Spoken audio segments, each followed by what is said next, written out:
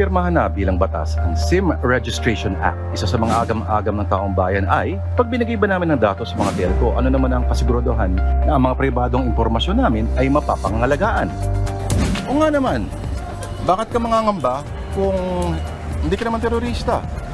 Bakit ka kakabahan kung wala ka namang binabalak na kasamaan? Halos lahat naman tayo may mga nakalagak na personal na impormasyon sa iba't ibang mga institusyon mula sa ospital, bangko, utility companies, gaya ng kuryente, tubig, cable, internet at napakarami pa. Basta huwag ka lang mangamba dahil sa kamay ng mga eksperto, siguradong ligtas ka. Nga ba? Kahit ngayong mga mas maunlad na bansa, hindi rin safe. Halimbawa, noong Agosto, noong isang taon sa Amerika, sa telecoms giant na T-Mobile, nakalusot sa online security at nahakot ng mga hackers ang datos ng nasa 40 million na subscribers ng T-Mobile at nakuha ang social security at account PIN numbers ng mga subscribers. At marami pang araw mga kopya ng IDs gaya ng driver's license at credit cards. Nako, ang dami pa niyan.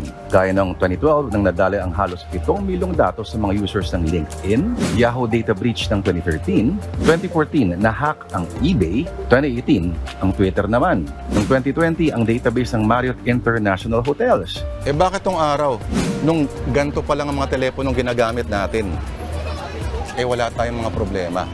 Hindi ba? Hindi pa uso na yung mga internet at yung mga cellphone, ng mga high-tech na mga ganyan. At eto ka pa. Sa gantong directory nakasulat, hindi lang ang iyong pangalan at ang iyong telepono, numero, dito rin nakasulat ang address mo. Pwede kitang puntahan kung gugustuhin ko lang. Hello, party line, pakibaba. Pakibaba, kanina ka pa Nagpuntahan ba tayo sa mga bahay ng isa't isa at kinatok ang pinto para mag-alok ng kasino o bingo promo? Mas mahalagang tanong, dapat na ba tayong bumalik sa mas simpleng pamumuhay? Noong panahon na analog, noong mga panahon na yung nakakadinig lang sa usapan nyo, ay yung party line na naiinip na.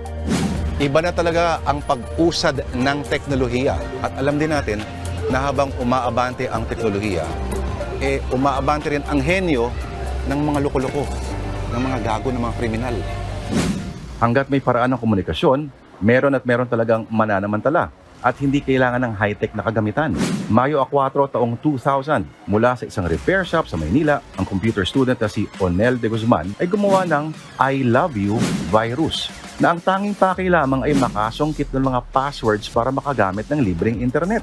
Pero hindi niya inakalang ang virus niya ay babaldado ng milyong-milyong mga computer system sa buong mundo. Mula Pentagon hanggang Wall Street hanggang sa British Parliament. Nag-iwan ito ng pinsalang aabot sa $10 billion. Ito na raw ang tinuturing na unang pinaka-mapanirang computer virus sa kasaysayan. Sabi ng mga IT experts, hindi naman daw ganun ka-high-tech ang pagkakadisenyo sa virus. Ang henyo lang dito ay ang puntiryahin ang isang kahinaan ng sangkatauhan. Ang pagnanais na masabihan o makabasa ng mga salitang I love you. At dyan magaling ang mga masasamang loob, ang tumbukin ang ating mga emosyon at pangangailangan. Mula sa mga text scams na nagsabing nanalo ka sa kung ano-anong raffle na hindi mo naman sinalihan, hanggang sa mga email na galing sa nagpapanggap na kaibigan na nangungutang dahil nanakawan daw siya ng wallet habang nasa ibang bansa. Pero isa sa mga pinakasikat ay ang tinatawag na Nigerian Prince Email Scam na nagsasabing kailangan ng mayamang prinsipe na magdeposito ng $30 million at kailangan mo namang ibigay ang bank account details mo. 1980s pa lang ay ginagawa na pala ito ng ilang mga taga West Africa gamit ang snail mail pa. At hanggang ngayon raw, ang dami pa rin naloloko nito. Noong 2007 nga ay umabot sa $15 million ang nadenggoy sa ilang Amerikanong biktima. At yan lang yung mga umamin.